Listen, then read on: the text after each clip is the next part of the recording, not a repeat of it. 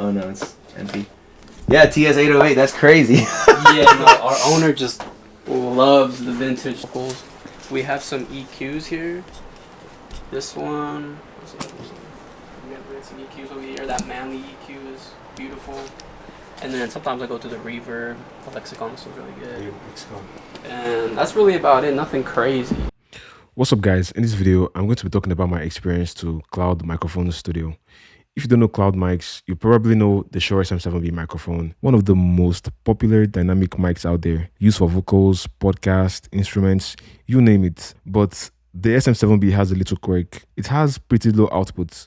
That means you usually need to boost the signal quite a bit to get a usable level. Most people either get a cloudlifter or a mic activator, or they use a high-end audio interface or preamp.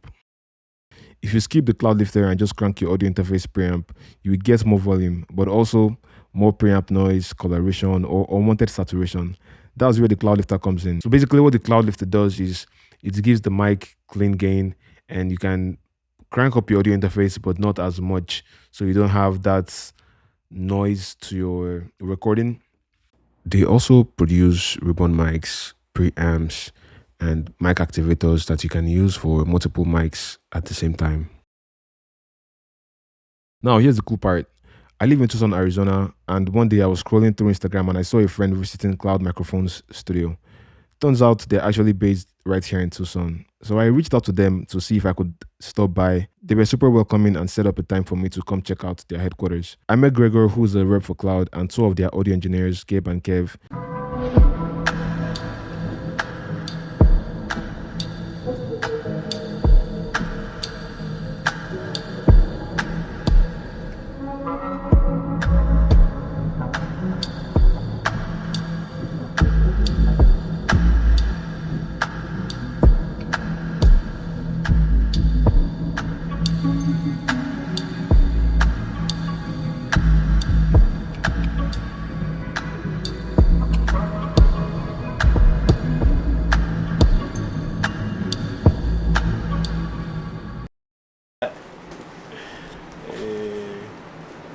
Fire, bro.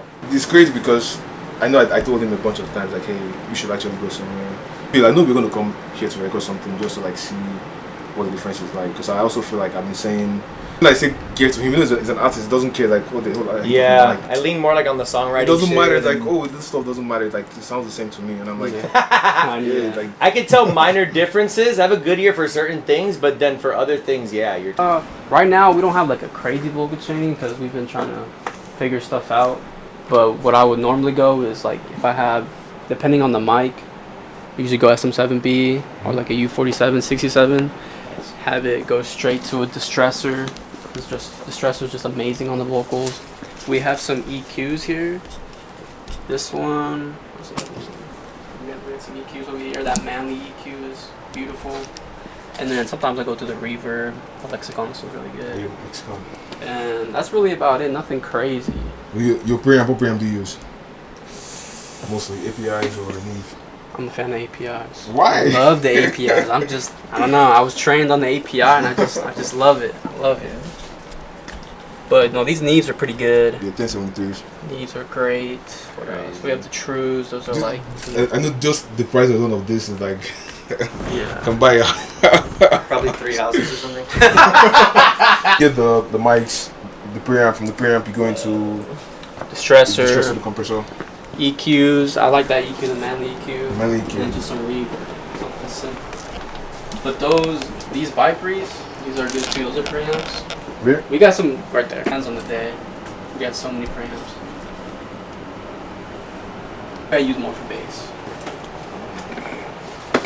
I barely use this, but we used the mastering chain for our drum, so our drum mix goes to the board right here, and it goes directly to this one, and I think it's this one, the Elysia, but it definitely goes to here. But yeah, Dangerous, yeah, these are amazing.